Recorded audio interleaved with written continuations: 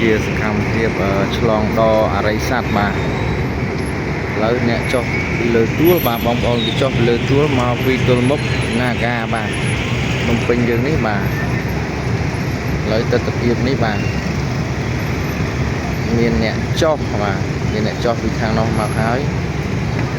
ចាំគាត់ឡើងទូកណាបាទឥឡូវនេះមកពីខាងពីបាទហើយឥឡូវអាពីខាងនោះវាមកដល់ទៀតហើយបាទបងប្អូនអាពីនេះវាតាមអានេះចាញ់ណែទេតាមចាញ់ទេបាទចឹងទស្សនវិជ្ជានេះឡើងចុះបាទនៅទល់មុខចតុមុខបាទសកម្មភាពចតុមុខទន្លេចតុមុខទន្លេមុខ4បាទ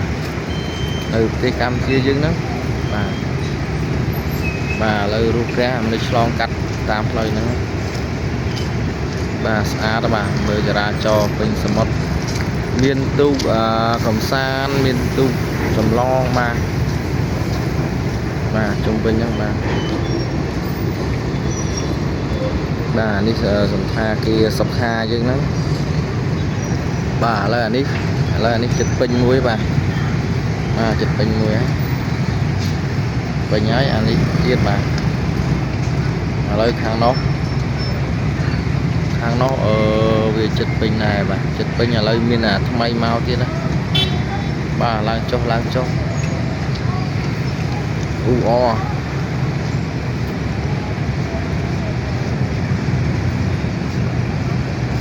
នេះទន្លេចតុមុខយើងហ្នឹងហើយទន្លេថងហ្នឹងហើយគឺជាទន្លេដែលមានអាមួយទឹកខៀវអាមួយទឹកល្អក់បាទដោយសារយើងអត់បានឡើងទៅលើទូកហ្នឹងទេឥឡូវក៏មានប្រសង់គាត់ចុះវាទៀតដែរបាទឥឡូវអាមួយនេះចាញ់វាបាទចាញ់ថ្មី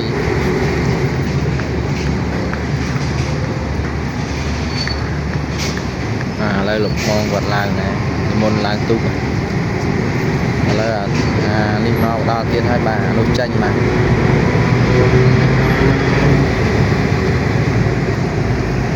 អ៊ូអ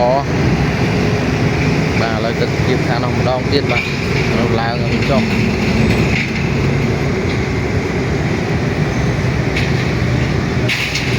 មានសកម្មភាពអ្នកគាត់អ្នកឡើងបាទ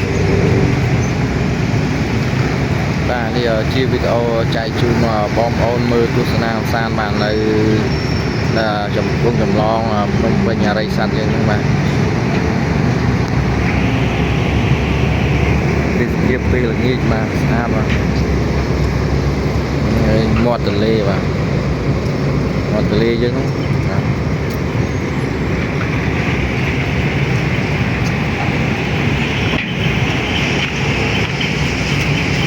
ជាលើដំណឹងថាប្រហែលជាឆ្នាំហ្នឹងឬឆ្នាំក្រោយគេនឹងធ្វើស្ពានបាទភ្នំពេញអរិយសត្វវិញតែមុខនេះហៅកោះនារីកោះពេជ្របាទ